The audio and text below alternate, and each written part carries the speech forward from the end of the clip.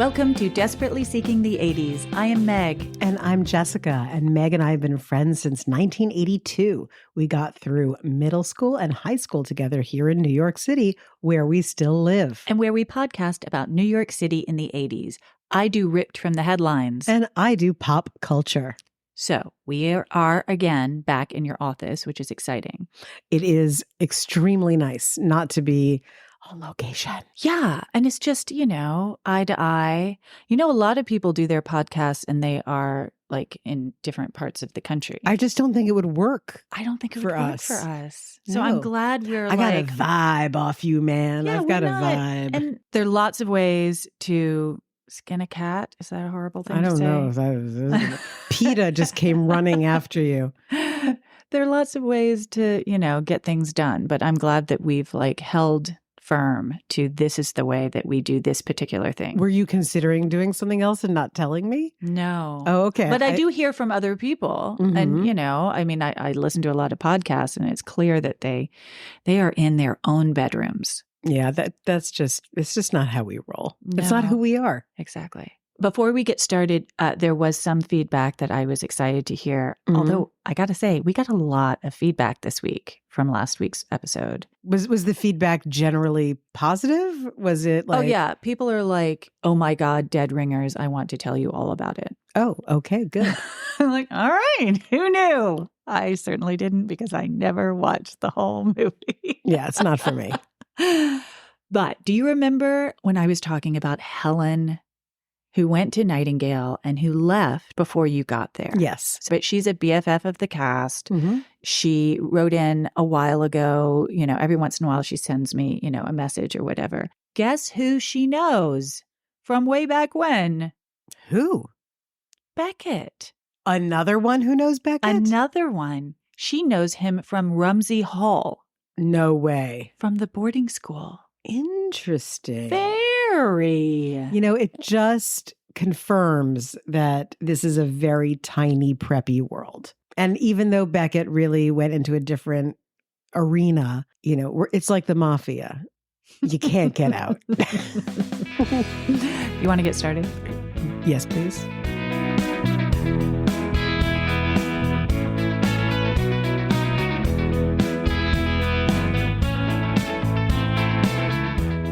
My engagement question for this particular story. Mm-hmm. Have you ever been called a diva? Oh, God, yes. Under what circumstances? Many. I think that I can't tell you who called me that specifically, but in my younger days, my sense of entitlement might have been more pronounced. So, yes. And if not that exact word, certainly everything that goes around that word. Yeah, I guess that's my follow-up question. I'll tell you what it is. Professionally, personally. Always personally. I think I have told you this privately. I don't think I've said this on the podcast, but, I was raised by a mother who would walk into Bloomingdale's with me in tow, shrieking, "Who's going to help me?"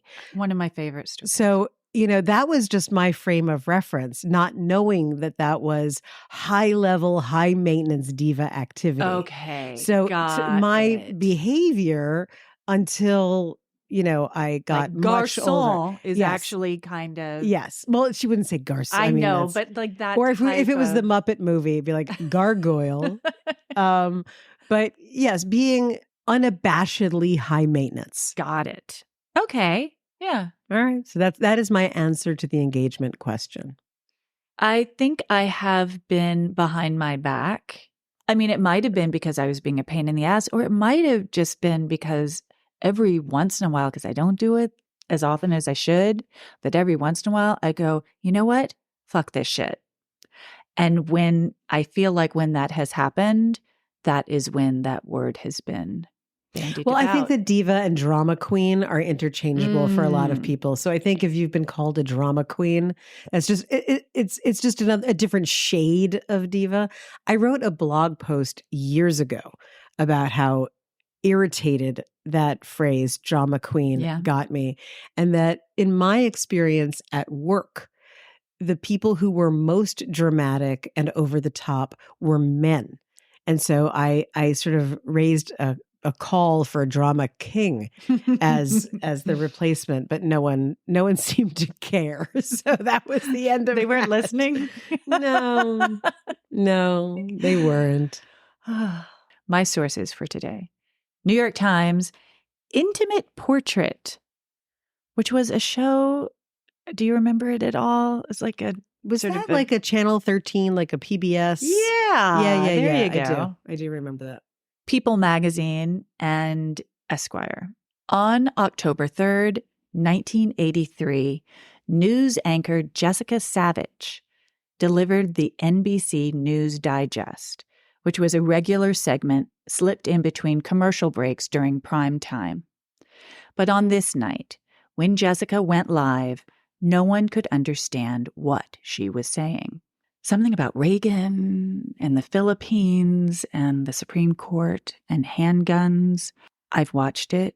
It's incomprehensible. She looked directly at the camera and spoke English language words, but unnervingly, those words were not in any discernible order. It was only 15 seconds of gobbledygook. And after the commercial break for Sealy Posturepedic Beds, she was back on the air, coherently briefing us on the airline pilot strike. But that flub was all her detractors needed to confirm their opinion that Jessica was a hot mess. You enjoyed saying that, didn't you? What do you mean? Jessica's a hot mess. No. I'm kidding. Go ahead. Her path to the anchor seat had not been smooth.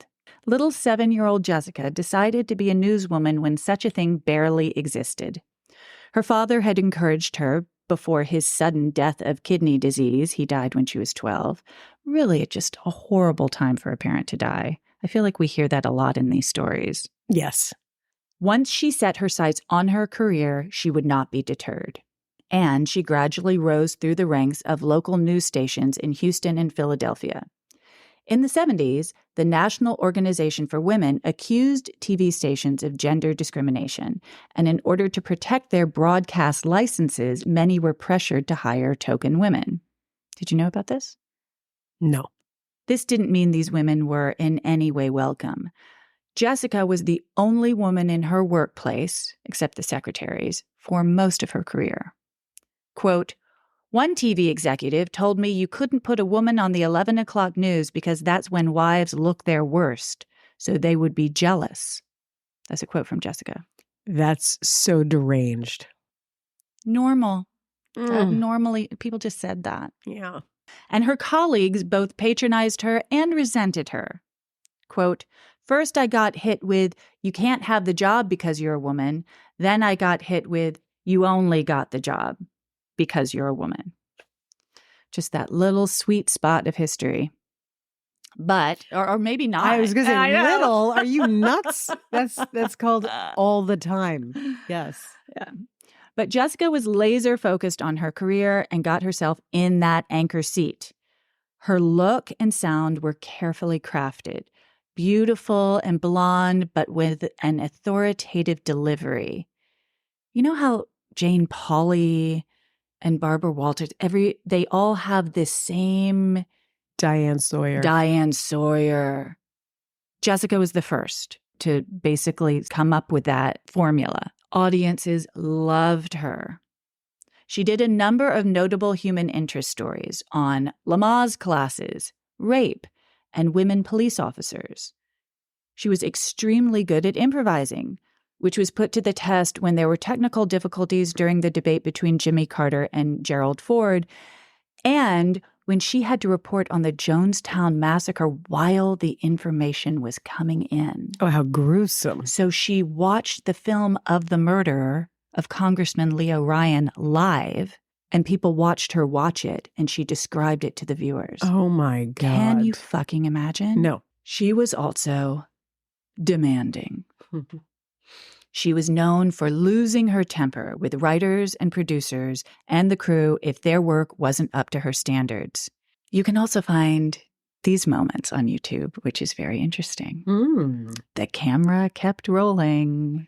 Interesting. Someone on the crew in Philadelphia filmed her yelling during a commercial break because her pages were out of order. He added Aram Khachaturian's saber dance, as the background music.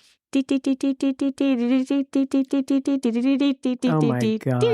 You know, what I'm doing? Yes. Okay. Yes. Okay. He made copies and sent them to a bunch of industry people, including Jessica's new bosses at NBC. Wait, who did this? A crew member who did not like her. Part of me says ew, and the other part of me is laughing. So basically, she went into her new job and everyone had seen this tape. Her romantic relationships did not provide her stability. She had liaison with men she worked with, mostly, which makes sense, including Ed Bradley. Really? Yes. And Mort Krim. Let me tell you who Mort Krim is. I'm dying to know who Mort You will Krim be interested. is. Will Ferrell based Ron Burgundy in Anchorman on Mort Krim. I am now in heaven. Yeah. Have you seen footage of Mort Krim? Oh, yeah. He's exactly that. That's and fantastic. He has, in fact, admitted that he was a horrible chauvinist to Jessica when they first worked together in Philadelphia, but they eventually became good friends and they had a romantic relationship. But even beyond the romantic relationship, they actually respected each other. So is the Christina Applegate character based on Jessica Savitch? Yeah. I wonder. Really? Yeah. Very loosely. Love it. She had a tumultuous on-again, off-again relationship with Ron Kershaw, a TV news executive who regularly beat her up and had a problem with cocaine. He did give her the love of her life, though, a Siberian husky she named Chewy. She's all about Chewy.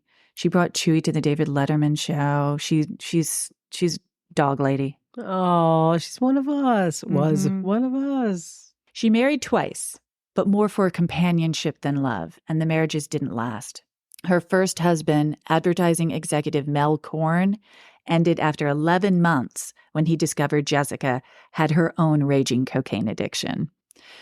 Her second husband was her gynecologist, Dr. Donald Payne, who Wait. Really? Yeah, it's true. That's like, I don't even. Okay. Dr. Donald Payne. She married him shortly after her divorce, like a couple months after her divorce. Maybe she felt that it was as though they had been dating all along. Oh, God. Oh, come on. Lighten up, Frances. He suffered from depression and also had addiction issues. Jessica had an abortion 4 months after their wedding, and a month later, brace yourself, Donald hanged himself with Chewy's leash in the basement of their home, and she discovered the body. Oh my God. Yeah, he was very upset with her. I am genuinely struck dumb. That's tragic and insane. 2 years later, at the time of her incomprehensible live broadcast, she was dating Morton Fishbein, vice president of the New York Post. Some people were positioning Connie Chung to take Jessica's place as the woman at NBC News, and Jessica's on-air flub was a fantastic opportunity to go in for the kill. Jessica blamed the teleprompter. It must have malfunctioned. Her agent, Ed Hookstraten, said no. The problem was, Jessica just had surgery for a deviated septum when a sailboat boom struck her in the face during her vacation, and because of the pain she suffered from the accident and the surgery, she was on codeine and she came back to work too early, and the lights were hot, and she hadn't eaten. It's like, Ed, the teleprompter thing dude. Was such a great, yeah. Like, why? Shut up, Ed. Gild that lily. That's seriously, Yeah. Ed, you were fine. All right. Yeah. That's a bad agent. In the meantime, an NBC staffer taped a straw to the photograph of Jessica that hung in the lobby. Oof. 20 days later, Jessica and Martin rented a car and drove to New Hope to go antiquing. They had dinner at 6:30 at Chez Odette, which is right on the Delaware Canal, or was. But during dinner, a storm began to rage outside, and they started to get nervous. You've been to New Hope, and you know those canals. Mm-hmm. So the canal was clearly rising, 4 feet of mud and water. They quickly finished their meal and rushed out to the blue station wagon at 7:15. That was 45 minutes. I mean, they were definitely like, let's get out of here. Martin was driving. Jessica and Chewie were in the back seat. I can't. I know this story already, and I'm like, now I'm upset. 200 yards from Chez Odette, Martin thought he was taking an exit, but it was actually a dirt road that led them right into the canal. The car flipped upside down, and all three drowned. There were no drugs found in Jessica or Martin, and just half a glass of wine in each. In the wake of her death, many underscored her failed marriages and childlessness and drug use and vanity and professional drive to paint the story of a tragic life. Ron Kershaw, her abusive boyfriend, said, quote, "Cocaine wasn't her problem, ambition was her problem. And that's much worse than any drug." I'm livid. You know, assholes everywhere. My God. But WNBC anchor Sue Simmons. Yes. Sue. Love Sue. Jessica's close friend had a different take. Quote, "When the books and the movie came out after her death, they made her out to be this troubled character. Nobody ever talked about her big heart, her loyalty, her sense of humor, and her fabulousness as a person." Sue is a ride or die. Thank you, Sue. Sue Simmons. And now I have another opportunity to post something about Sue Simmons, which is always fun. She is the gift that keeps on giving. She really is. Yes, Jessica Savitch, I remember her very, very clearly, and that she was ridiculously pretty.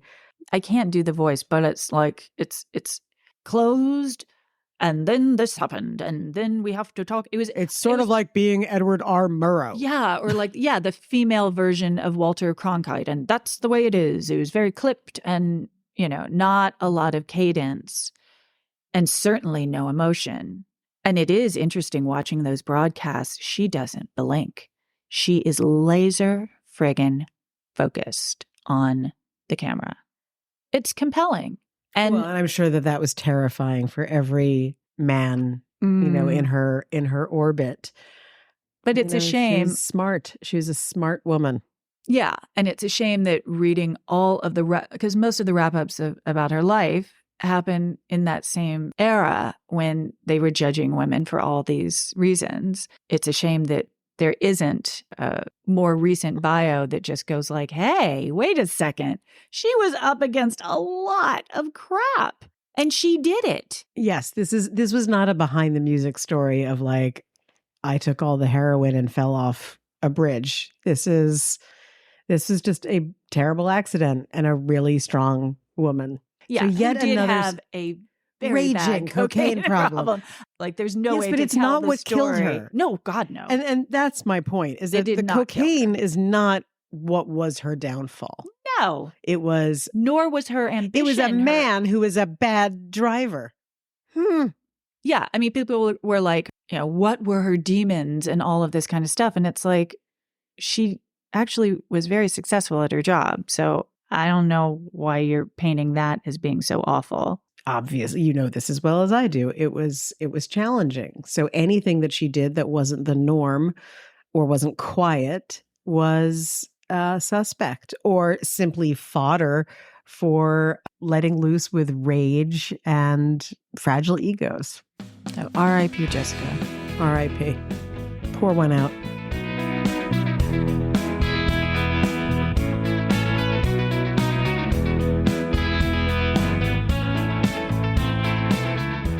When you were describing Jessica Savitch's presentation, it reminded me of Elizabeth Holmes. So interesting. And I thought, wow, Jessica Savitch's reach is much farther than any of us can even imagine. I mean, first of all, they're both women in male fields who are trying to sculpt a persona that will be taken seriously. I couldn't agree more. You know, I'm sure that Elizabeth Holmes has no clue what the genesis of her presentation is. And I know that Steve Jobs is part of it, but I think there is a healthy, hefty dose of Jessica Savitch in there. Elizabeth, she's going to like prison for fraud. no, for 11 years. Oh, yes, something for a long cool, like time. a very long Yeah, time. yeah.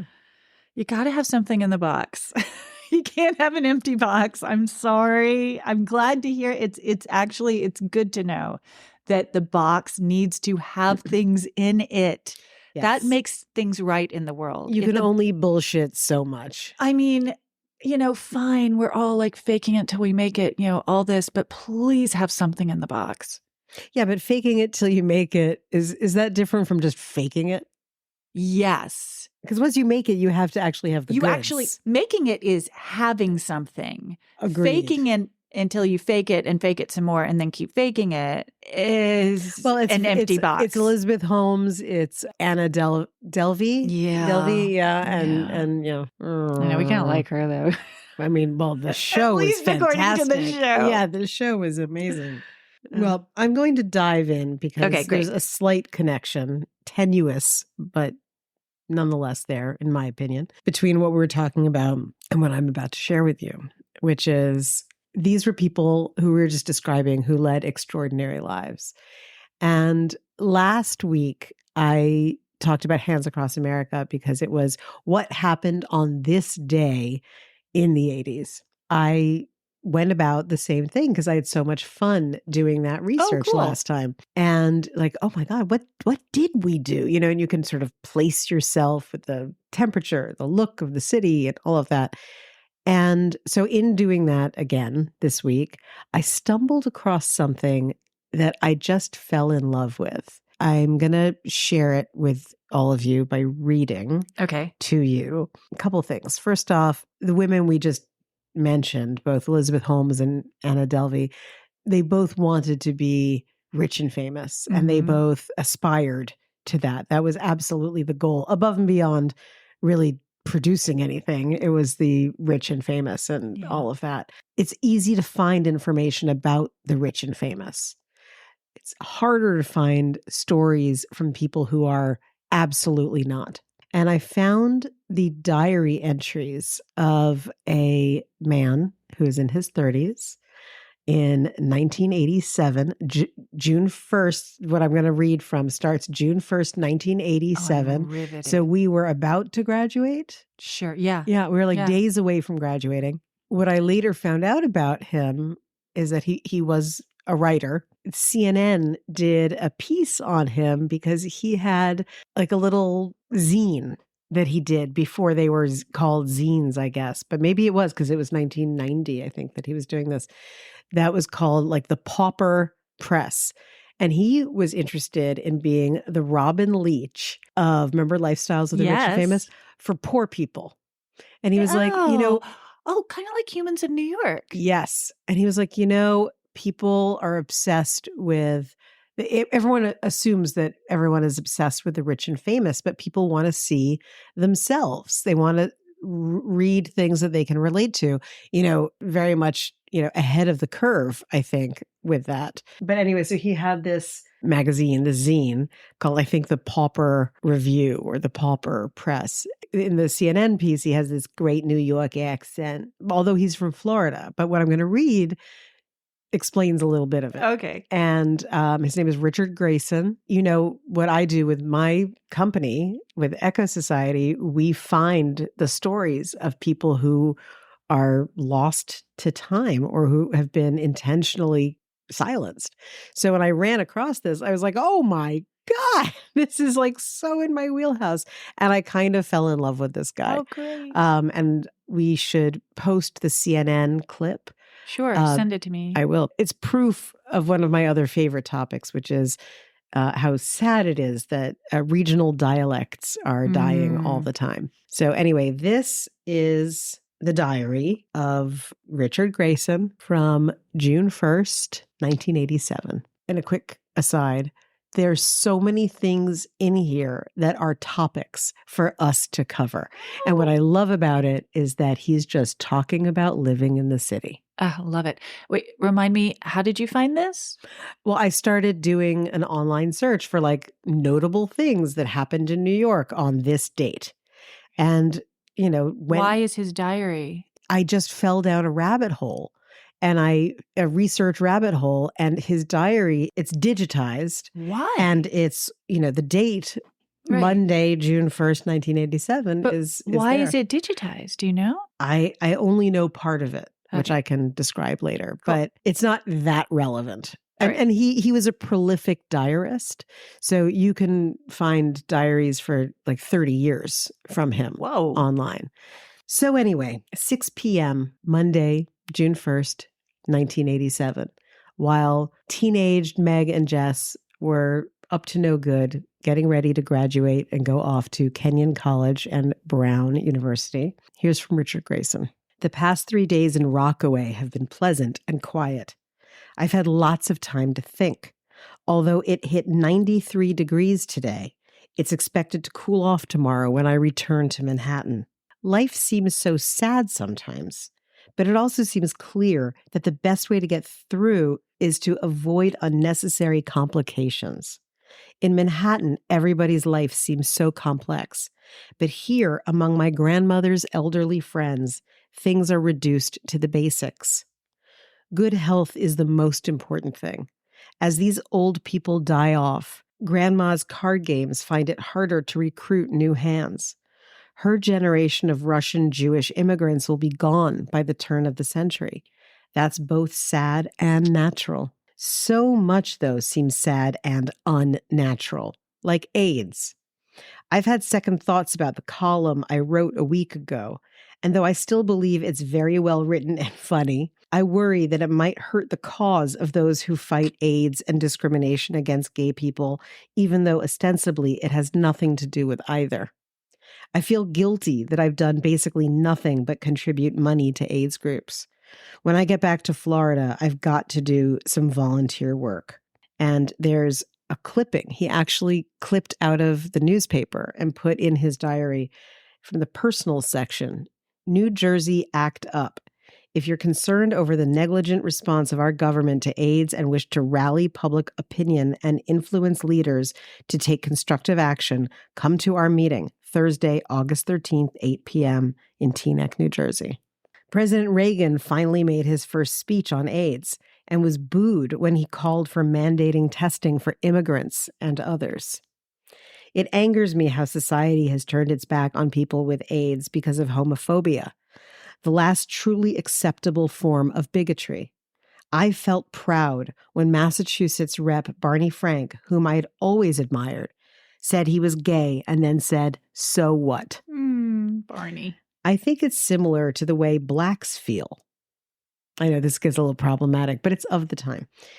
They can have a presidential candidate like Jesse Jackson, but overall, things are much worse for them than they were 20 years ago. Remember 67 to 69 and all that was happening?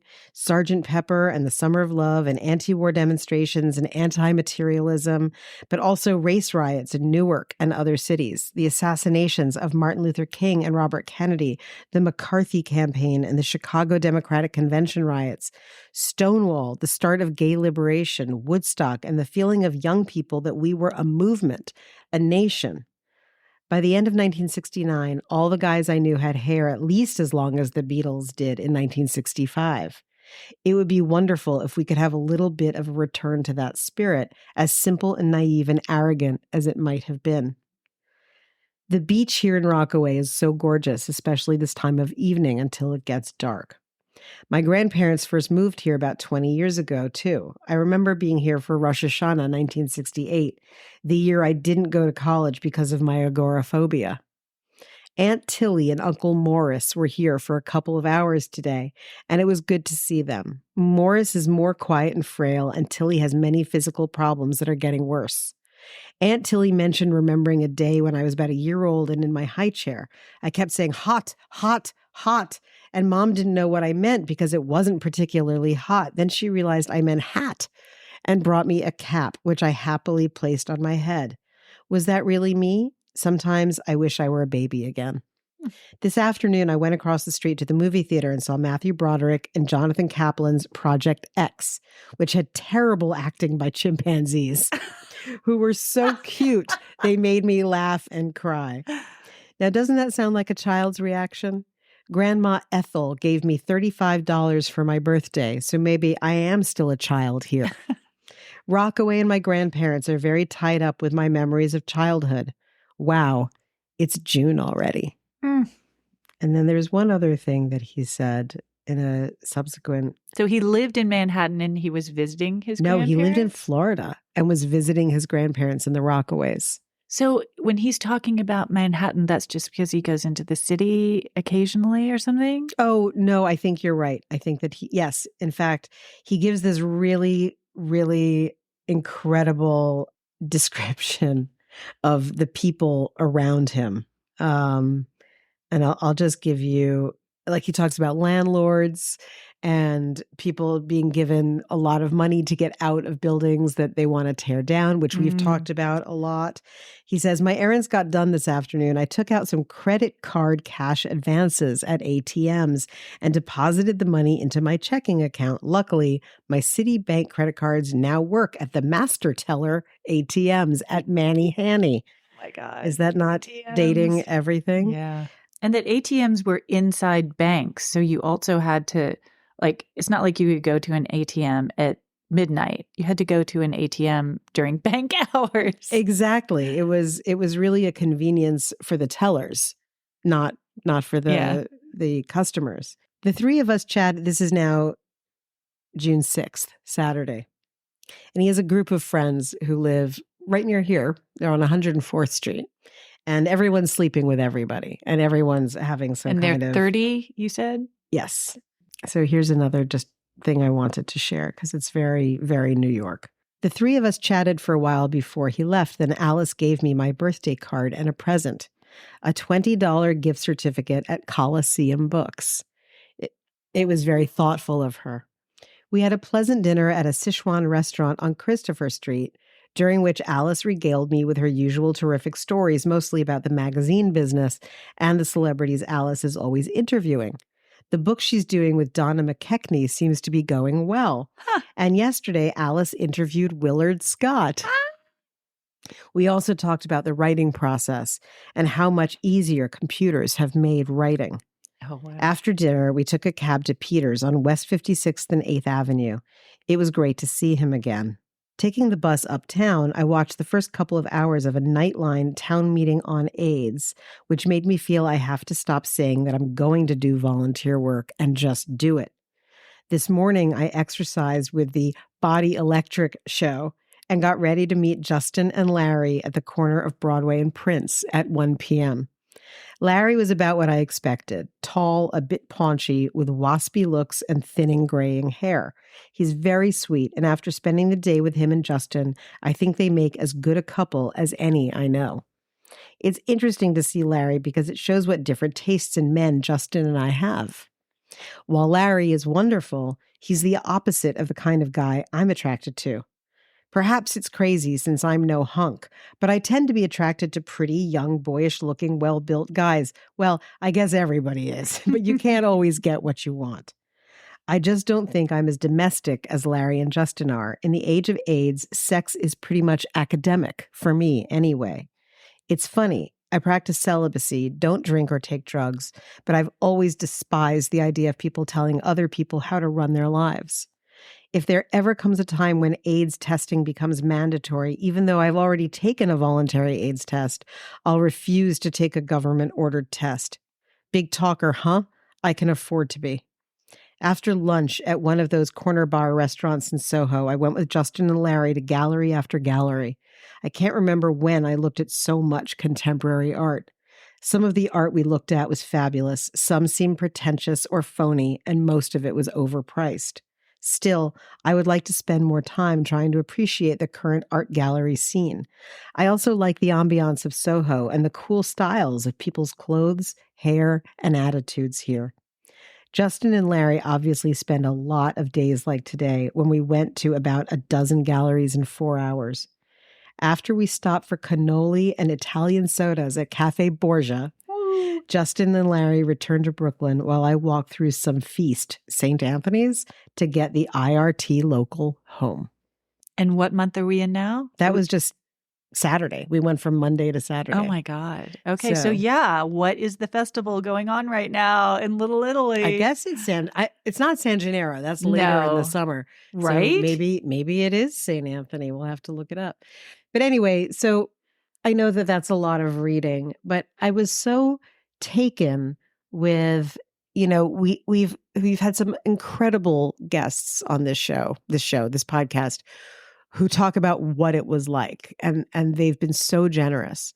But it's impossible to bring that up with your memory, like this kind of immediacy. No, that was like a time capsule. It was an absolute time capsule. And in that second piece that I read, all of those places still exist, except for, the Colosseum is no longer around. But, we've talked about After Hours, and there he was, in Soho running around. And I just think it's charming. And, the things that we have talked about on this podcast, also about AIDS and about activism, we recall really especially as kids, from the news.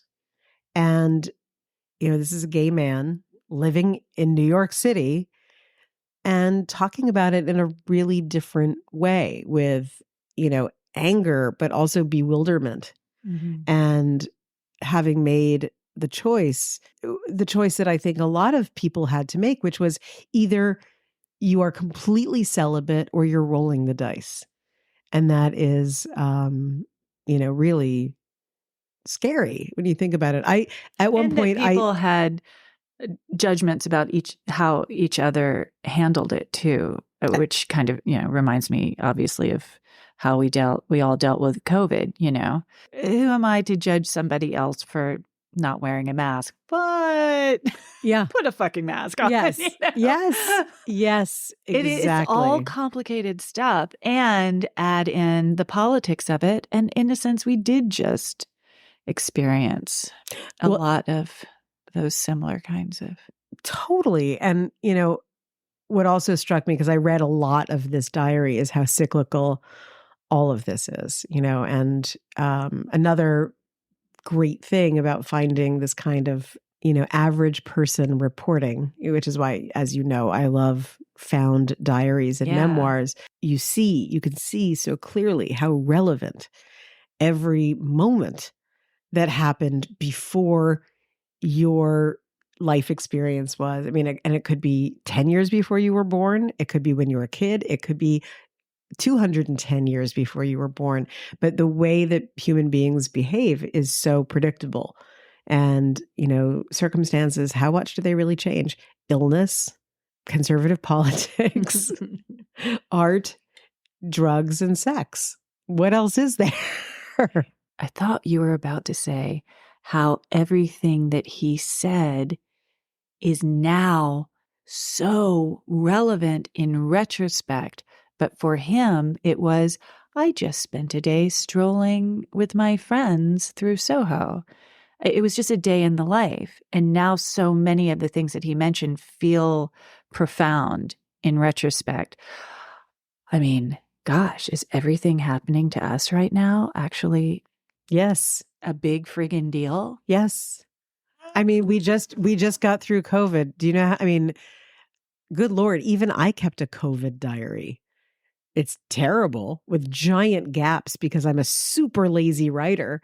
But yeah, I mean, I think that you've hit on something really enormous, which is, we're looking back, my God, 30 plus years, 35 years.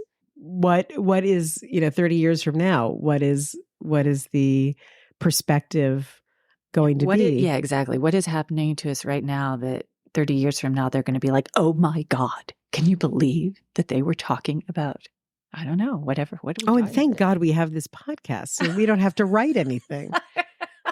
It's the ultimate lazy person's diary. This is fantastic. My God, we're geniuses. The stories, I actually just spoke at a conference and I talked about this, that stories fundamentally don't change. What changes are the details. And these are the 80s details. And I'm quite sure that 30 years from now, we'll look at what we've been going through and be able to draw parallels to what this man wrote about very easily. Anyway, I love it, and That was we'll wonderful. we'll post where to find Yeah, I will get his all the material online. details and find as many images as I can. Yeah, I'm and excited. that CNN thing where he's so great. He's just like, no one cares about the rich. Everyone wants to know about poor people like themselves. Oh my God, I love it. I know, he's really great. You know, we're talking about how there's a ripple effect, and everything that we experience, you know, adds up to create our character. And when he talked about being celibate, I have to admit that I started laughing to myself a little bit, because I dated a very, very interesting and smart, but absolutely cuckoo bird person at one point, who is, you know, our age and grew up in the 80s, was really had a lot of sexual hang-ups. And he would always become irate and say, it's AIDS. It's growing up in the AIDS era. It fucked me up. And I was like, you're not wrong. Yeah, no, sure. You know, and it's another thing, like the way that when we look at kids now and how they interact with each other, you know, it is bananas. But one of the things that they don't really understand is, I mean, Eddie Murphy did a whole thing about this. I can't remember if it was Raw or whatever the special was that was after that. I know, Alex, please write in and tell us. He had this whole joke about how things were getting so bad that the next level up is that you just put your dick in and it would explode.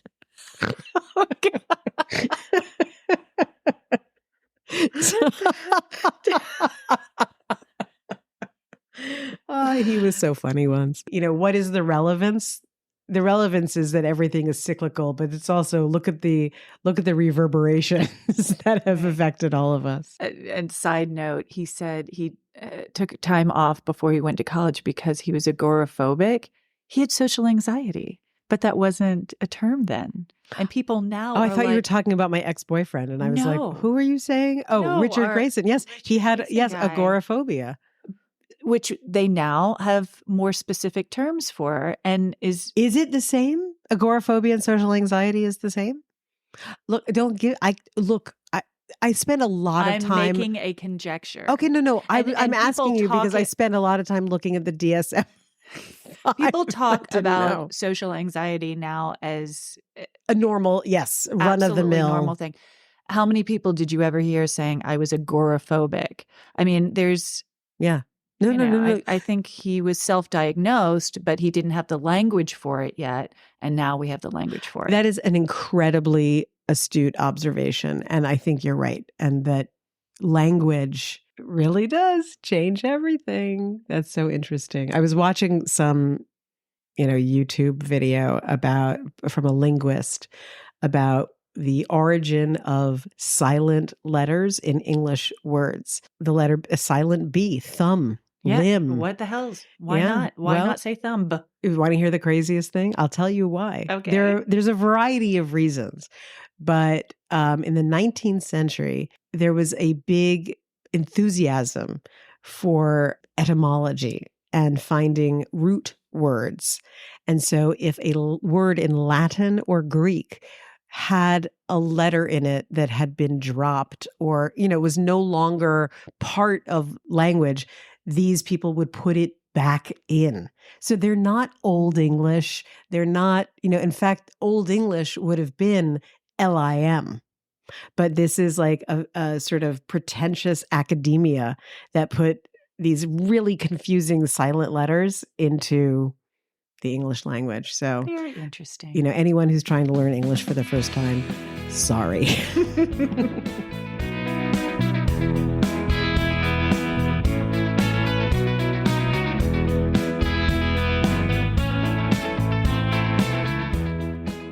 What is our tie-in? We've got Jessica Savitch trying to friggin' make a buck. Well, I think it's about telling personal stories accurately. Nice. Oh, that's yay. My specialty. Thank you, Jessica. All right. And speaking of, the everyday stuff that we do in life today, we're going to leave here and go have dinner with our parents. We're going to parent trap again. Ah! Yay! When's the last? Have we ever actually had dinner with just the four of us? No. No. No, we're breaking ground. You know, here we go. And this is our audio diary. Thank you all for listening. Well, you know, just on that note, your mom and my dad came over on Tuesday morning, so 2 days ago, for breakfast on my roof. Nice. So it was the first day after Memorial Day. So we were pretending that it was the first day of summer. And so, yeah, I think we're getting very enmeshed with our parents. This is the week of parental connection.